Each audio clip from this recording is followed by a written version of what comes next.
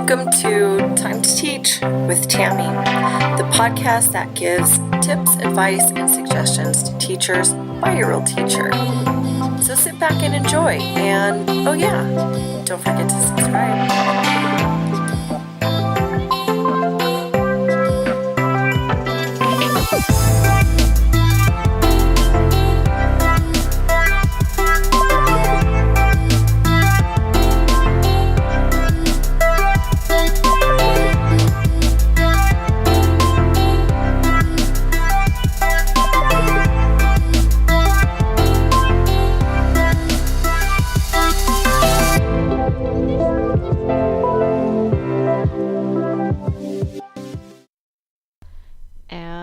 We're back. Welcome to episode 69 of Time to Teach. Today's episode is entitled Proficiency Scales and Why You Need Them. So let me just preface this one to say that if you hear a little bit of background noise, that's because I've got my little kitty, who's no longer a kitty, Pepper, in the background here. She was just eating it and now she's purring away. She's very loud where I am, so I don't know if it's being picked up on the mic, but in case you hear that, that's my friend Pepper. Okay, so today's episode, you guys, I kind of wanted to go over proficiency skills because this is something that we do at our school. You know, we are standards based, so we report on standards.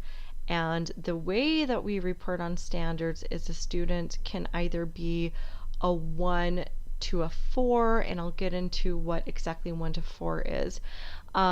So because of that, and especially since we're getting close to, in a couple weeks, I guess, really closing out the trimester and doing our first report cards of the year, this is very much at the front of my mind. In fact, I just had a team meeting today where we went over the standards that we're reporting on. We went through every standard and what those standards look like from a 1 to 4. So this kind of got me thinking that, I know there are other schools who are looking to move this way. So I thought maybe it's good to kind of discuss how we do it.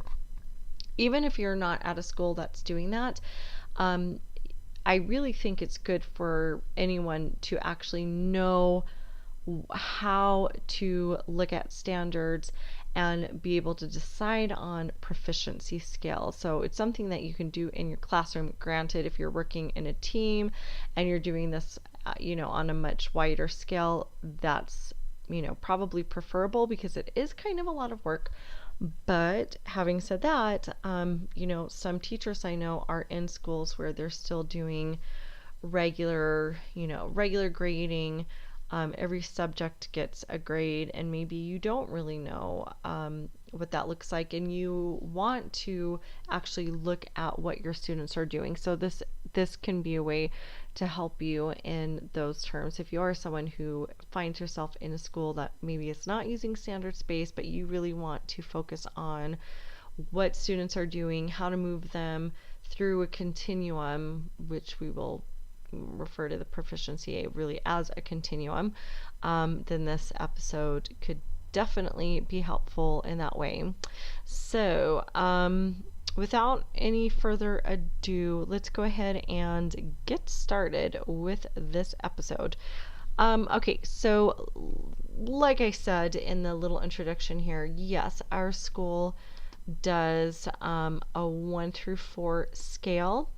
And it is standards based. So when we get a report card, they don't get any of the ABC. And here in Mexico, it's not ABC, it's a 10. It's a numerical system. So like a 10 would be a 100, a 9 would be like a 90, 8 would be an 80. So it's the same idea, just slightly different way of reporting out. So that's how most schools in Mexico work.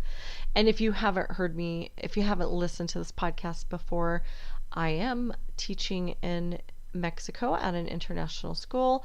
I am originally from California, so that's why I am kind of reporting out on what Mexico does, because I live in Mexico.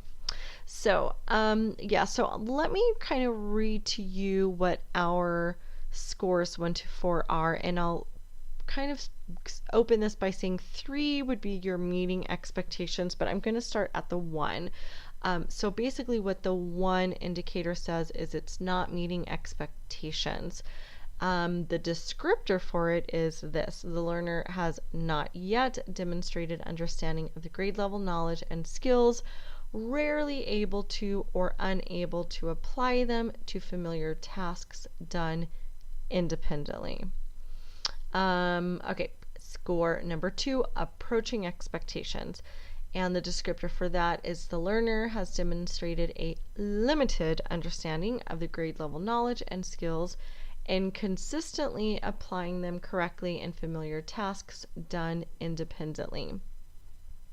Score 3, meeting expectations. So this is like really where we would be expecting everyone to be. And by the way we grade is our trimester. We've changed from a bimester system. We used to be, which makes no sense. We had 5 bimesters. I know the term bi really suggests that it's happening twice. I don't know, but we're no longer doing 5 bimesters. We're now doing trimesters, and it makes sense. 3 trimesters. So basically the way that this works is when we report out on a report card, the expectation, so a 3 meeting expectation, is what do I expect you to do at the end of this bimester. So we're about to close trimester. So we're about to close trimester 1. When we report out, it's based on where you should be at this point of the school year at the end of trimester 1. So it's not end of year expectations, it's end of trimester expectations. Where are you in relation to that? So again, 3 would be meeting expectations, and that descriptor is as follows: the learner has demonstrated mastery of the grade level knowledge and skills, consistently applying them correctly in familiar tasks done independently. And then score 4 is exceeding expectations, and the descriptor for that score is that the learner has demonstrated outstanding mastery of the grade level knowledge and skills, applying them at a more sophisticated level in more challenging tasks and or transferring them to new situations. Now, just so you know, our school, since we went standards based, and it's been a couple years now. I have a really hard time remembering when, because time flies by so fast. I never know. It's been a good 2 or 3 years. But just so you know, we've played around with the descriptors. So these descriptors changed this year as we play around with the language, and also, you know, as we got started reporting, we were kind of finding that there were inconsistencies with the way that teachers were reporting out. And hey, that's okay, because that's kind of how you learn. When you take on something like this, you're going to find that there will be a few bumps in the road, and you just kind of got to work through them. So those are the descriptors we're using. I'm not saying that you know, they're perfect. It's just what works for our school. It's what we've agreed upon. I personally take a little bit of issue with 4, just because where it's the last part, transferring the skills or tasks to new situations.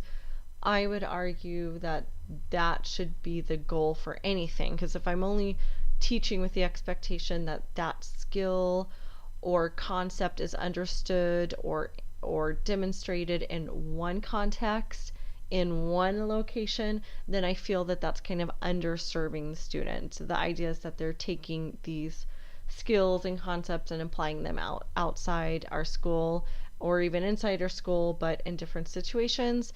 But I have voiced that, and that, you know, like we've already gone through the wording changes, so maybe that can be a new update, or maybe not, because it's really got to be what all of us agree to, not just what one person thinks.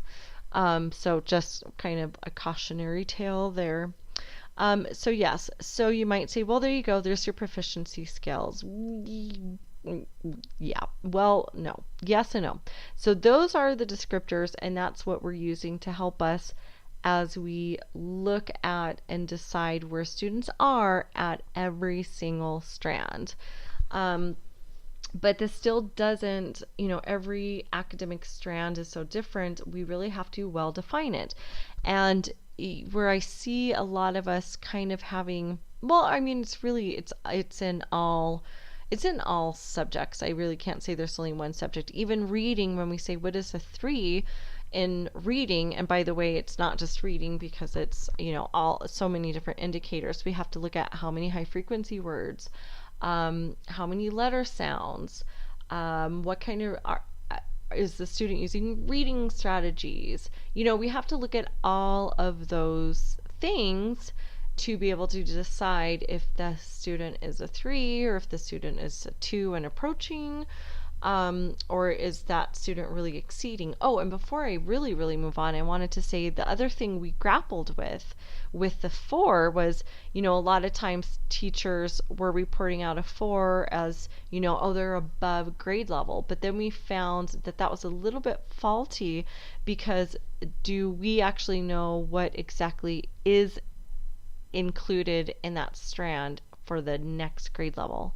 And are we really seeing students demonstrate that at grade level? And are we actually giving them opportunities to demonstrate it at the next grade level? So we had to change it, and that's why we changed the 4 to be like, it's more sophisticated, it goes a little bit deeper, there's more challenging tasks.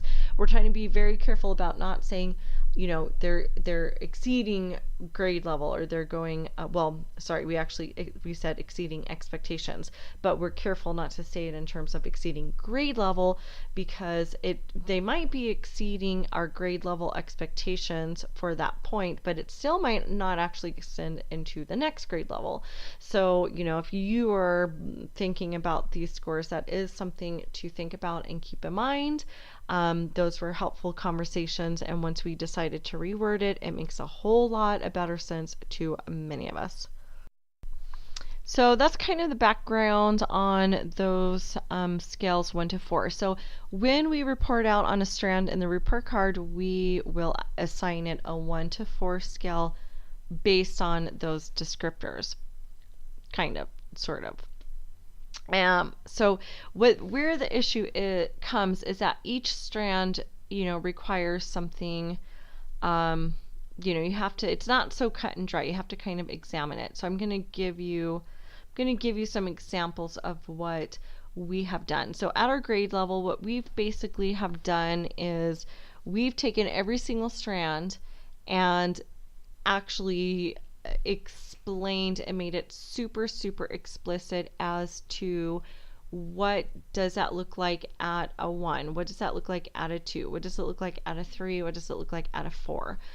This is the part where, it's definitely beneficial if you have a team who can work with you on it. It is a lot of work, I'm not going to lie, but it is super worth it, because after you do this kind of work, you are going to know exactly, you're going to better understand these strands. You're going to better understand where your students are, and it works like a continuum. So if you see that, oh, my student is at a 2, well, I know that I need him or her to do X, Y, and Z to move along to the 3, or, oh, the student is now at a 3, we're still working on it, I can work with this student on X, Y, and Z to move along the continuum and get to a 4. So it's very useful to do this with a team. You can do it alone. If you find yourself in a situation where your school isn't doing this, your grade level isn't doing it, but you're someone who says, hey, I want to focus on really knowing what my students are doing, providing them feedback, helping them to move along a continuum, you can do this. It's just that when you report out on your report card, you're probably going to have to assign a grade. Well, not probably, however you do it is the way you will have to do it. So if you guys report out in grades, then that's the way you do it. But at least you truly will know what your students are doing. And I would also add and argue that I think it would improve you as a teacher. I just think we're better teachers when we really understand what these strands mean, when we really understand the different proficiency skills and how to move students along, I just, it doesn't hurt us for sure, but I really do think it improves what we are doing and gets us as teachers to really focus on the important things that our students should be doing. So for our proficiency skills, like I said, we went through every single strand that we report on in trimester 1, and we kind of assigned the criteria and said what it looked like and maybe what it didn't look like. So let me show you some examples. And a lot of this is really just, like I said, if you have a team to talk things over as you calibrate, as you have your conversations, these are the kind of things that are going to help shape your proficiency skills. So let me go to our first strand in writing, which says uses drawing and writing to compose narrative pieces. We're working on narrative, so we're reporting out on that. So 3. So remember back when I first read that proficiency scale. So the descriptor for 3, it's basically meeting expectations, and the descriptor says the learner has demonstrated mastery of the grade level knowledge and skills, consistently applying them correctly in familiar tasks done independently. Well, of course, that strand uses drawing and writing to compose narrative pieces is going to look different right now at the only 11 weeks of school than it will by the end of the school year, having worked for 40 weeks, right? So we basically had to say, well, what does that strand look like at the end of trimester 1? What are the expectations? What does a 3 look like? So this is how we've worded our 3. Student uses words and drawings. Student includes who, what, and where in a combination of the pictures and words. And of course, this is conversations that we have we talk about what these things look like all the time, more so as we're getting to the end of a closing of a trimester, but we've had years of having these conversations, but we're just now kind of really writing them down in the 1 through 4 proficiency scale so that it can be very well documented. And we're also taking in mind what we're doing, obviously, in writing workshop. You have to keep that in mind. That's a big thing. If you're expecting things that weren't taught, that would just be a little bit odd and not realistic. So just thinking back that we've had 2 units. By the time you report out, it will be a unit and a half. One was on information, and then the second unit, which was actually no, it would actually be a unit and a half, is on narrative writing. And we know that our students are just beginning writers. So as they're coming in, some of them were only doing pictures in the beginning 11 weeks ago. But again, what I just read to you is our expectation, what they should be doing. So it's using a combination of pictures and drawings. So here is what a 1 would look like. Student uses mostly drawings and few words. So if by the end of the trimester, which is only a couple of weeks away, if a student is still mostly writing through their pictures and they've got, just labels or maybe just a couple of words, that's a 1. That's not meeting our expectation. A 2, as we have defined it, we enter grade level. Student uses words and drawings. Student might include some aspects of who, what, and where. So again, this is very specific to that narrative piece, not just writing, but we're working on narrative, so it's specific who, what, and where, but it is not complete. So there's some aspects, i.e. the setting might be missing.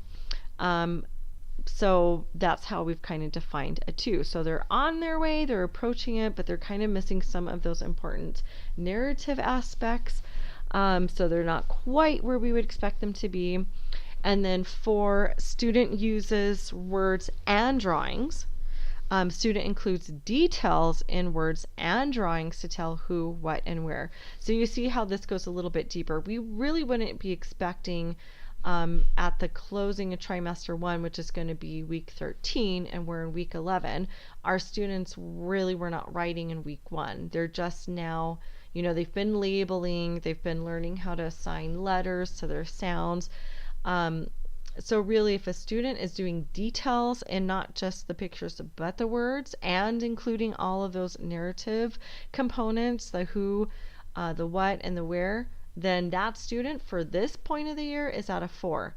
Now, a 4 in narrative at the end of the year is going to look different, right? We wouldn't expect that student to still be performing at the same place. Like that, what's a 4 right now might end up being, a 3 next trimester. But for now, that's where they're at. So it really requires sitting down and thinking about those strands and what that looks like. I'm going to read a few more of the writing and then some of the math. And I think that's primarily what today is going to be, is having you kind of hear those descriptors, because I think the examples are probably going to be the most helpful when it comes time to sitting down and figuring out your own descriptors. Okay, the next trend that we report on develops writing by planning, revising, and editing. Okay, so a 3, what we expect right now, student plans by writing across the pages, by planning across the fingers, and telling the story. Student revises writing, in other words, changing words for better words, adding missing sounds, and adding details. Okay. Student might not be editing right now. So when we're thinking about the editing, we're thinking more in terms like revising is really kind of changing their writing, adding more to it, making it, I know, a little bit different in some way, whereas editing might be like I'm really kind of checking that I spelled things correctly. I'm really checking that I'm using conventions. So there's somewhat of a difference between there. So we're expecting some revision, and this is because we've been teaching the revision right now. We've been teaching them to reread, to be able to write more details, reread, to check that they have all their sounds, which kind of goes a little bit into the editing. But that's basically what our expectation is for that standard. So even though that standard includes editing, we know that students really are not editing right now at the end of trimester 1. So that's something that we've had to talk about as a grade level.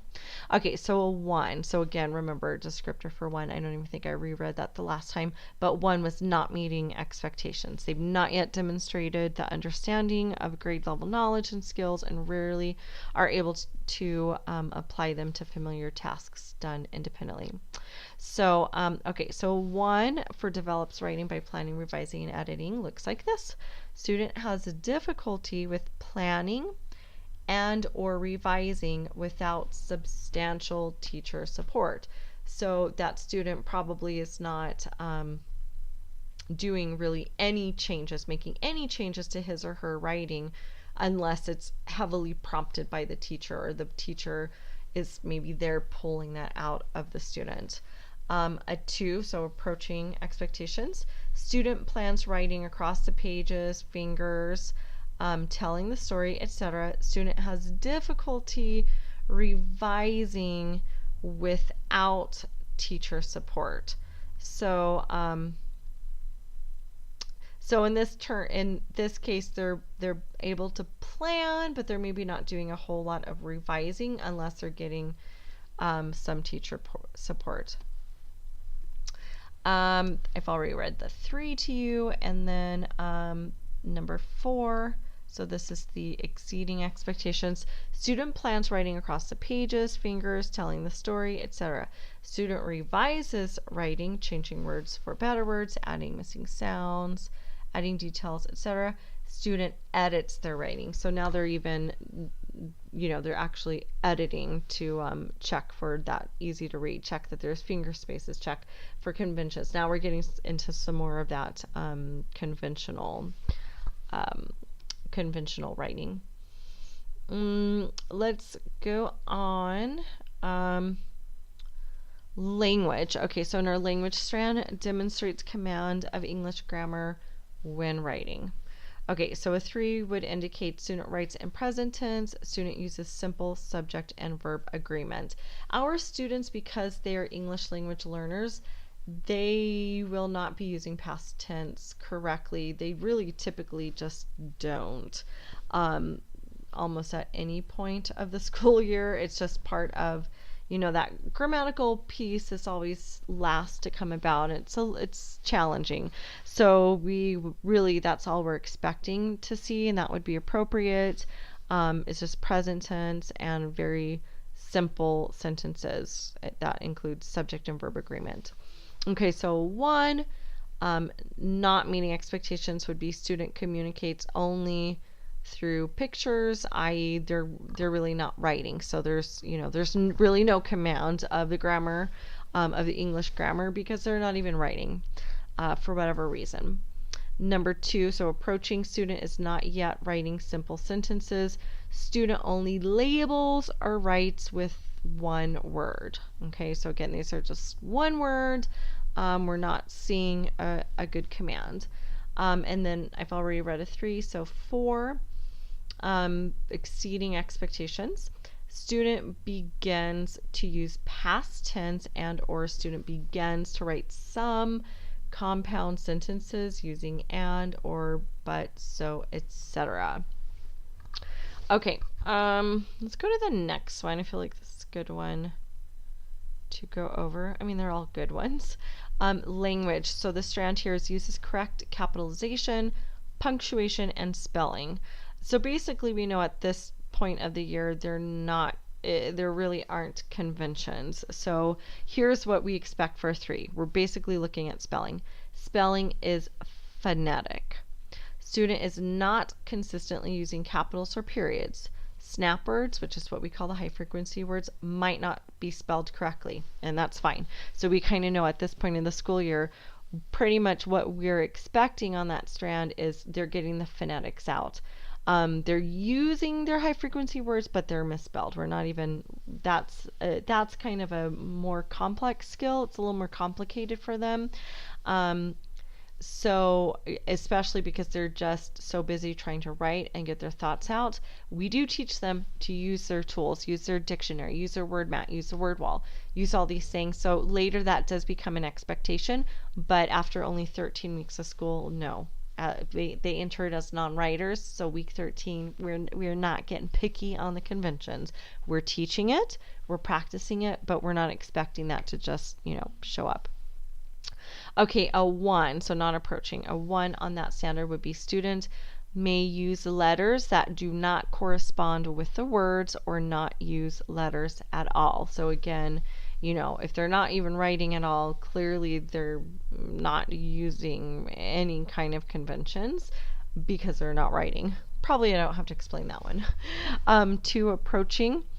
Expectation student primarily uses only beginning sound for words. So in other words, the middle and end sounds are typically missing.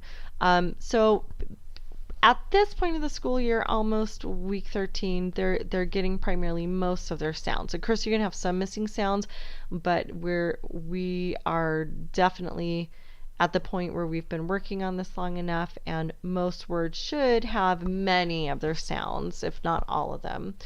And then the 4 would be all of 3, which was spelling is phonetic. Student is not consistently using capitals or periods. Snap words might not be spelled correctly. So all of 3, and student is using some capitals and periods correctly. So we start seeing some conventions being attached by the time they're showing up as a 4 on this. So oh boy, I only actually have one more strand. I might as well finish that off. I was going to stop right there, and I noticed there's only one more strand we report out on. Okay, the language acquires and uses grade appropriate vocabulary.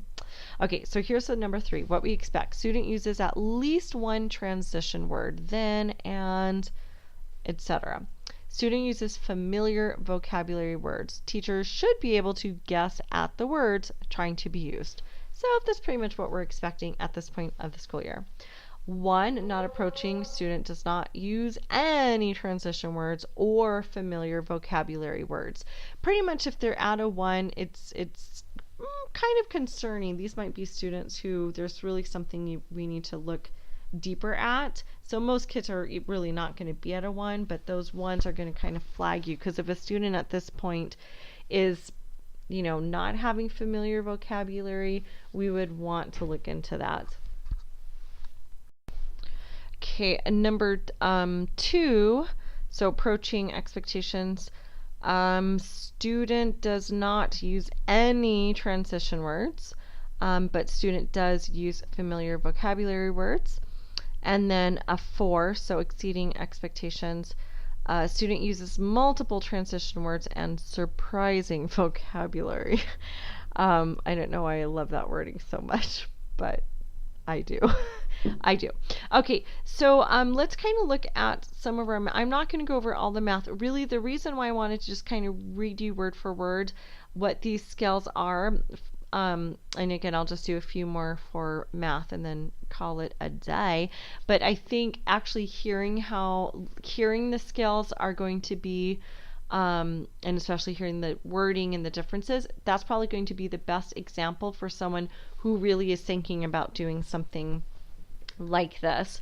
But it really requires sitting down and thinking about those standards and what they mean, what they're requiring of the students.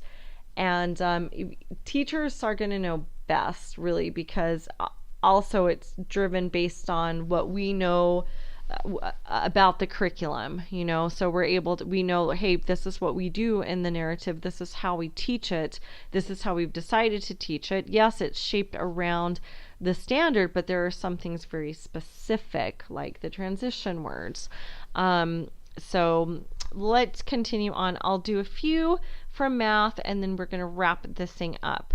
Okay, so one of our first strands that we report on is counts to tell the number of objects 0 to 10. You may think, boy, how do we get to a 1 and a 4 on that? You're either counting or you're not. But it turns out when you really think about what goes into all of this, you're going to see you can come up with some pretty good proficiency skills. Okay, so a 3. This is where we would expect them to be. This is meeting expectations.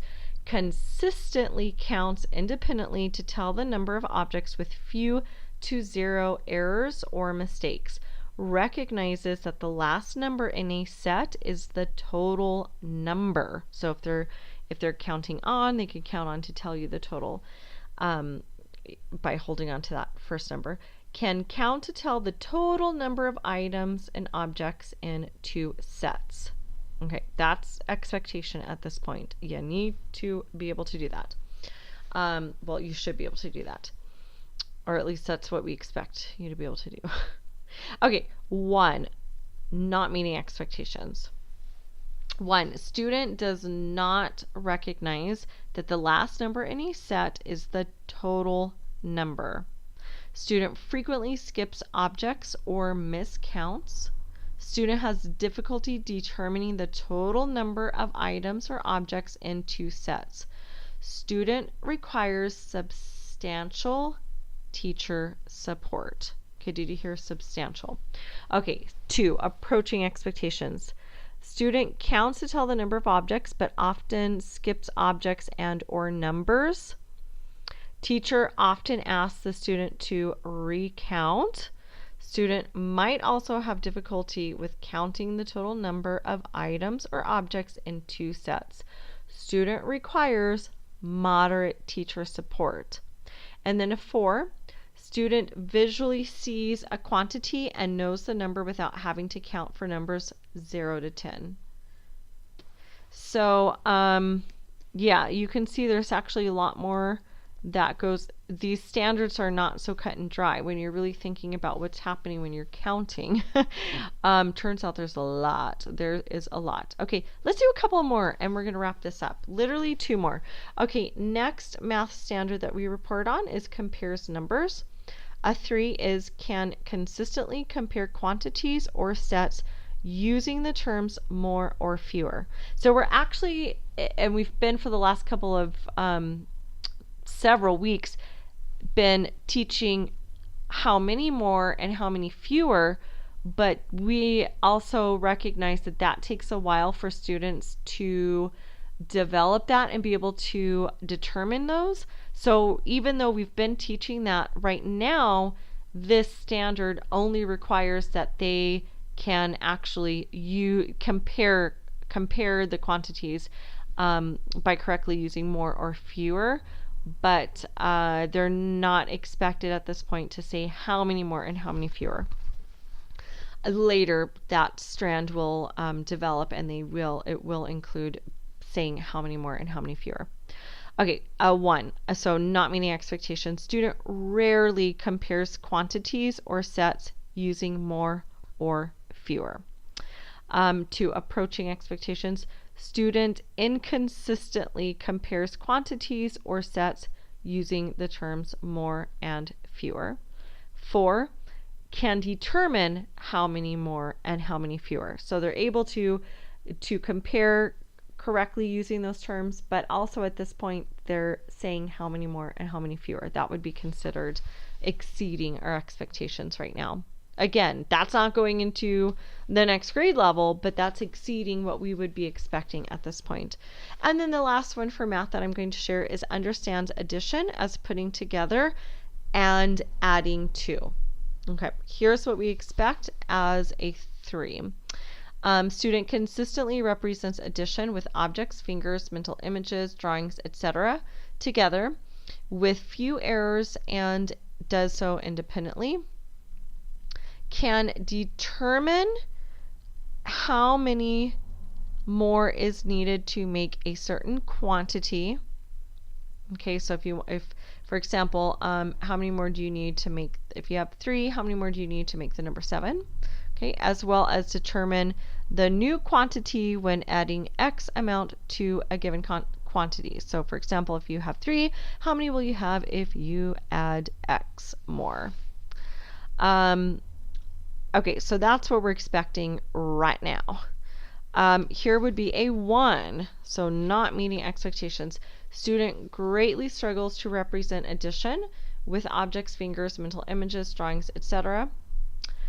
Student requires substantial teacher support. And usually I'm kind of finding the way we're wording it that is a big defining. 1 kind of always means that there's like they're just never ever doing it, and they're probably really requiring substantial support if they do it. So they're not doing it independently, and it takes a whole lot of teacher support to do that. A 2, student represents addition with objects, fingers, mental images, drawings, etc.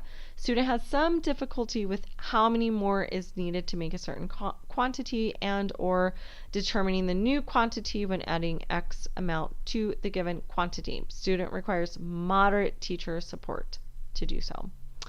And then a 4 is all of 3, which was consistently representing addition in different ways with few errors and independently, and can determine how many more is needed to make a certain quantity and how many more you have when adding X amount to the quantity. So all of that, but with greater fluency.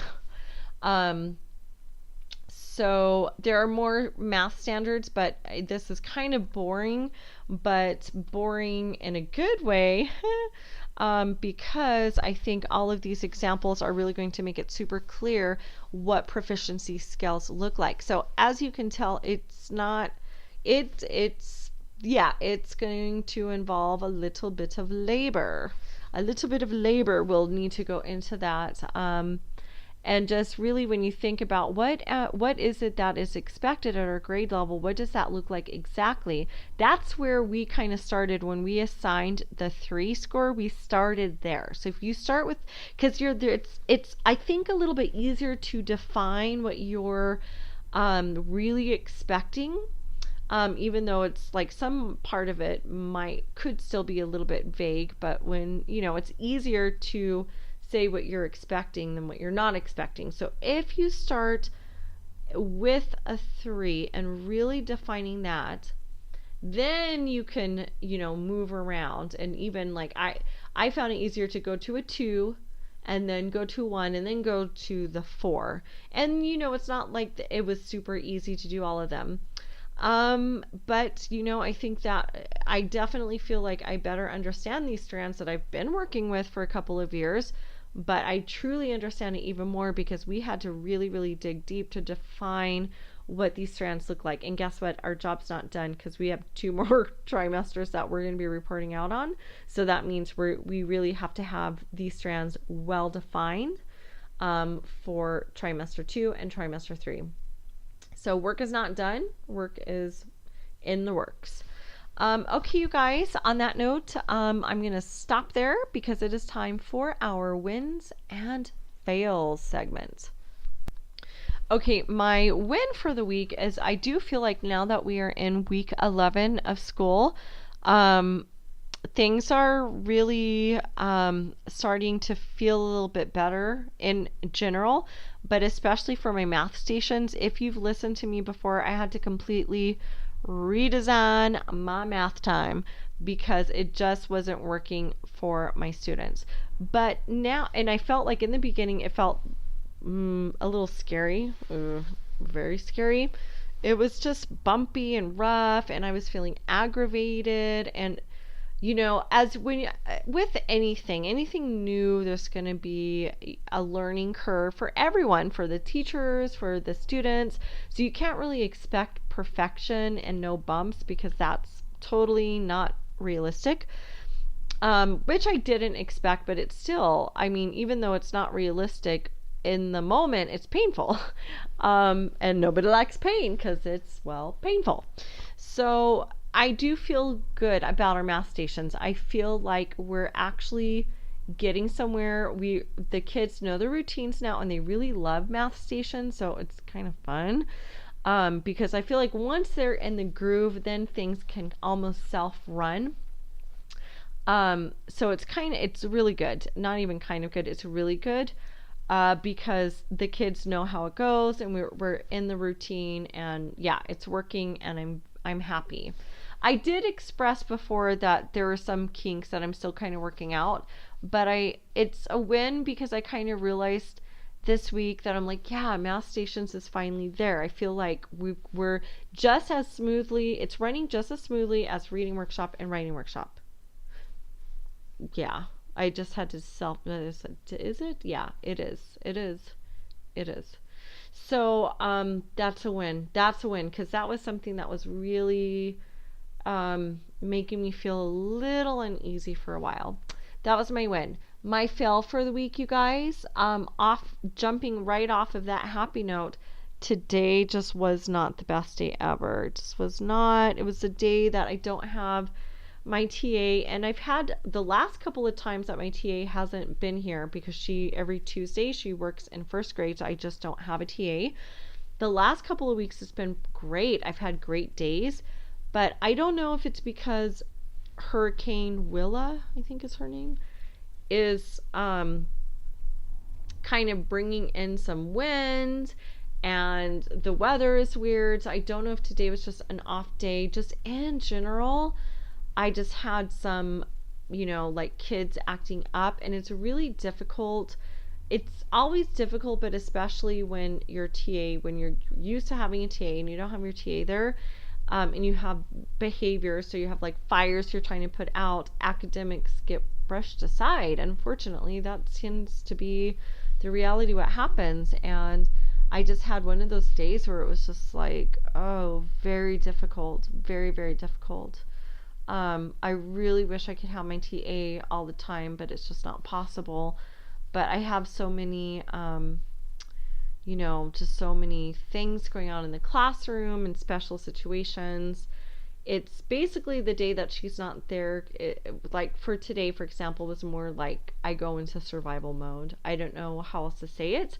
I teach as best as I can, but I know that, like on a day like today, I'm kind of dealing more with behavior because that's, what the reality is. So academics is put on hold for some of the time. The morning was good. I shouldn't be too hard on the reality. The morning was good. The afternoon left a little tiny bit to be desired. But, what can you do? That's kind of the way that cookie crumbles sometimes, and boy did that cookie crumble. It almost dissolved to pure dust, and then it blew away. Bye-bye, cookie. Okay, you guys, that's it. It is a wrap. We're going to wrap up this episode. I thank you so much for joining me. I would love to hear your thoughts. If you use proficiency scales, if you do standard-based report cards, I'd love to hear how you do it.